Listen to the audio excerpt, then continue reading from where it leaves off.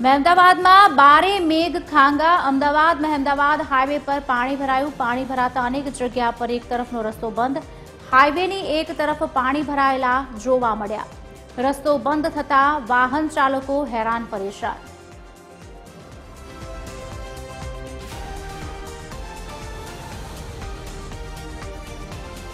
ગુજરાત રાજ્યમાં મેઘરાજાના તાંડવના પગલે અનેક જગ્યાઓ વરસાદી પાણીમાં ગરકાવ થયા છે।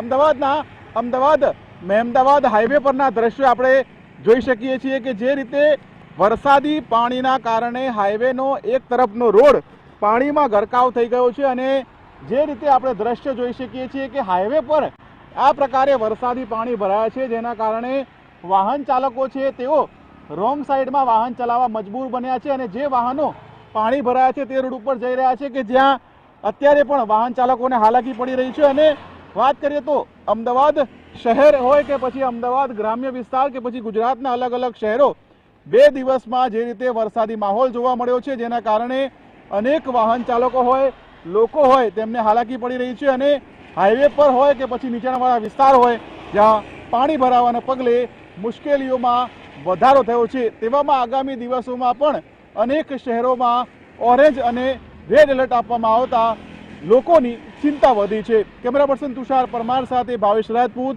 TV13 ગુજરાતી, મહેમદાવાદ।